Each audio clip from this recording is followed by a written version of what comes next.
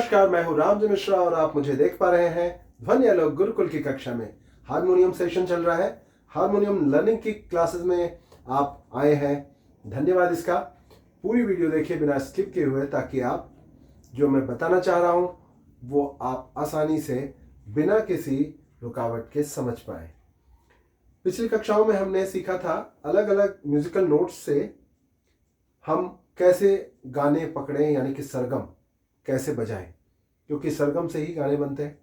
तो अगर हमें सारी कीज पता होंगी कि यहाँ से सरगम कैसे बजेगा, तो हम दुनिया के किसी भी गाने को बड़ी आसानी से अपने इंस्ट्रूमेंट पर बजा पाएंगे। तो पिछली कक्षाओं में सी यानी फर्स्ट वाइट, सी शार्प यानी फर्स्ट ब्लैक, डी यानी कि सेकंड वाइट, डी शार्प यानी कि सेकंड ब्लैक, थर्ड वाइट यानी ई, फोर्थ वाइट यानी एफ, थर्ड ब्लैक यानी एफ शार्प, फिफ्थ वाइट यानी कि जी, फोर्थ ब्लैक यानी कि जी शार्प तक सीख लिया था।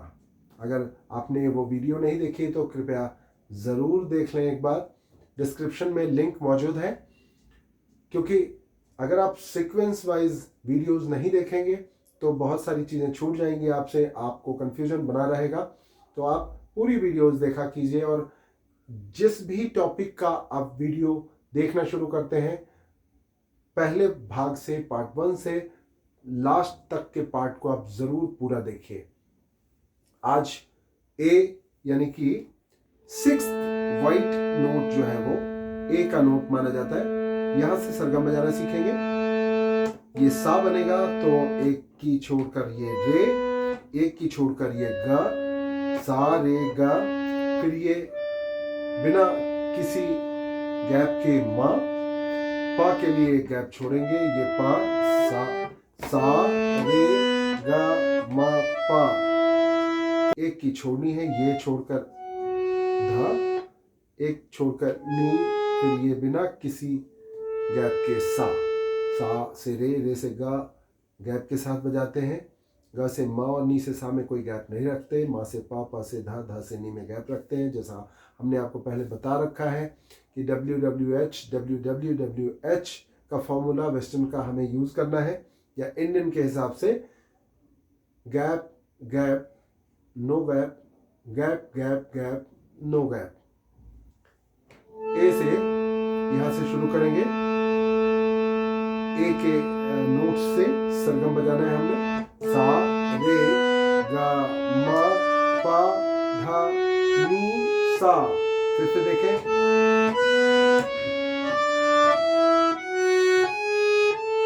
आरोह के बाद अवरोह, सा नी धा पा मा गा रे सा।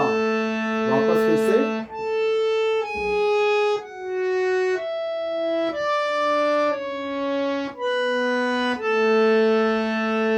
इसे मैं एक बार और बजाता हूँ, आप साथ में बजाएं। सा रे गा मा पा धा नी सा, सा नी धा पा मा गा रे सा।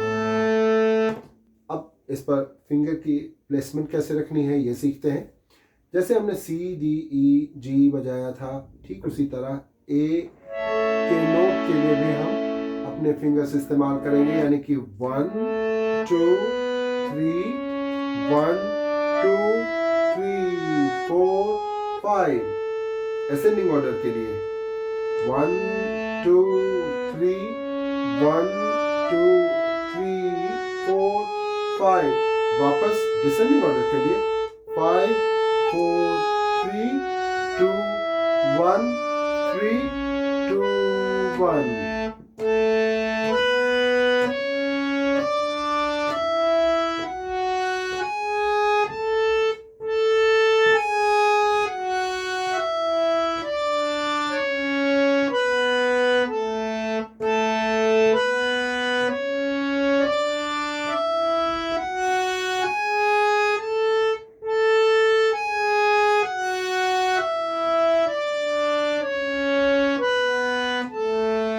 ए से यानी कि 6 वाइट नोट्स से हमने सरगम बजाना सीख लिया। अब आते हैं फिफ्थ ब्लैक के नोट से यानी ए शार्प या बी फ्लैट के नोट से भी बजाना सीखेंगे। इनमें से जो शार्प हैं वो फ्लैट के नाम से भी जाने जाते हैं, जैसे ये सी शार्प नोट है तो इसे डी फ्लैट भी कहा जाता है। ये डी शार्प है तो इसे ई फ्लैट भी कहा जाता है। ये एफ शार्प है तो इसे जी फ्लैट भी कहते हैं। ये जी शार्प है तो इसे ए फ्लैट भी कहा जाता है। ये ए शार्प है तो इसे बी फ्लैट भी कहा जाता है। क्यों कहा जाता है ये मैं बता देता हूँ। जब हम असेंडिंग ऑर्डर की तरफ जाते हैं, यानी ये बढ़ते हुए क्रम में हम स्वर में जाते हैं, जब बढ़ती हुई फ्रीक्वेंसी में होते हैं तो वो ऑर्डर असेंडिंग ऑर्डर का माना जाता है। जब घटता हुआ क्रम होता है, जब फ्रीक्वेंसी घट रही होती है तो उसे हम डिसेंडिंग ऑर्डर या अवरोह का क्रम कहते हैं। तो असेंडिंग ऑर्डर में आरोह के क्रम में हम ये ब्लैक जो नोट्स हैं उनको हम शार्प नोट्स के नाम से जानते हैं, और उनके नाम जो होते हैं वो अपने जस्ट पिछली जो हमारी की होती है, स्वर होता है, उसके नाम से उसका नाम बना दिया जाता है। जैसे ये सी है तो अगर हम आगे की तरफ चलते हैं तो ये सी शार्प हो गया। इसे बजाने के लिए हम इसके नाम से इसका नाम रखेंगे। इसका नाम है डी तो ये हो जाएगा डी शार्प। इसका नाम अगर हम आगे की तरफ बजा रहे हैं तो इसके नाम से इसका नाम एफ शार्प हो जाएगा। इसका नाम इसके नाम से जी है तो ये जी शार्प हो जाएगा। ये ए है तो इसका नाम ए शार्प हो जाएगा।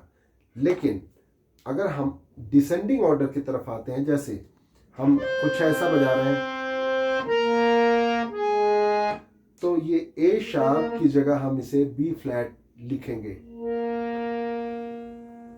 और इसका नाम आगे वाले कीज के नाम से, क्योंकि हम किस तरफ से लौट रहे हैं उसकी आगे की तरफ से लौट रहे हैं, इस तरफ से लौट रहे हैं हम, और जा किस तरफ से रहे हैं, इस तरफ से जा रहे हैं। तो जिस तरफ से जा रहे हैं या जिस तरफ से लौट रहे हैं उस की वैल्यू होती है, और उस की के हिसाब से हम जो अशुद्ध स्वर है, इम्प्योर नोट्स हैं, ब्लैक नोट्स हैं, उनका नाम रखते हैं।